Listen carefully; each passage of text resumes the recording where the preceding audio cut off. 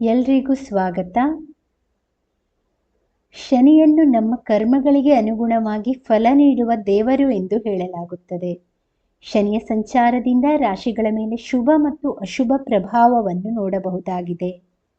June 30ರಂದು Shani ಕುಂಭರಾಶಿಯಲ್ಲಿ ತನ್ನ ಚಲನೆಯನ್ನು ಬದಲಾಯಿಸಲಿದ್ದು, November 15ರವರೆಗೆ ಇದೇ ಸ್ಥಿತಿಯಲ್ಲಿ ಚಲಿಸಲಿದೆ.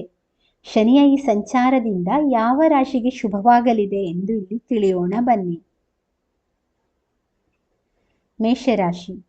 ಕುಂಭರಾಶಿಯಲ್ಲಿ ಶನಿಯ ಸಂಚಾರದಿಂದ ಮೇಷರಾಶಿಯವರ ವೃತ್ತಿ ಮತ್ತು ವ್ಯವಹಾರದಲ್ಲಿ ಸಾಕಷ್ಟು ಲಾಭವಾಗಲಿದೆ. ಈ ಅವಧಿಯಲ್ಲಿ ಶನಿ ಕೃಪೆಯಿಂದ ಮೇಷರಾಶಿಯವರ ಎಲ್ಲ ಅಪೂರ್ಣ ಕೆಲಸಗಳು ಪೂರ್ಣಗೊಳ್ಳಲಿದೆ. ಮಿಥುನ ರಾಶಿ. ಶನಿಯ ಈ ಚಲನೆಯಿಂದ ಮಿಥುನ ರಾಶಿಯವರಿಗೆ ಲಾಭದಾಯಕವಾಗಿರಲಿದೆ. ಆದರೆ ಈ ಲಾಭವನ್ನು ನೀವು ಪಡೆಯಲು ಸಾಕಷ್ಟು ಸಮಯಗಳನ್ನು ತೆಗೆದುಕೊಳ್ಳಬೇಕಾಗುತ್ತದೆ. ಮಿಥುನ ರಾಶಿಯವರು ನಿಧಾನವಾಗಿ ಲಾಭ ಗಳಿಸುವಿರಿ.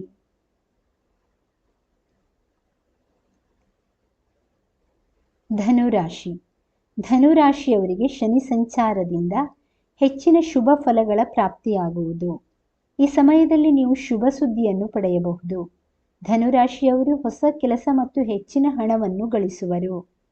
ಈ ಅವಧಿಯು ನಿಮಗೆ ಅತ್ಯುತ್ತಮವಾಗಿರಲಿದೆ.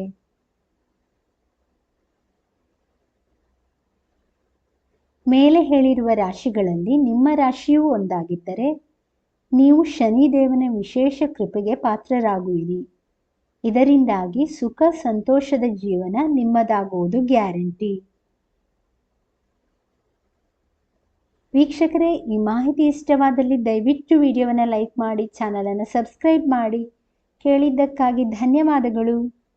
Thank you for watching. Please like, share, comment and subscribe to Ayushvani.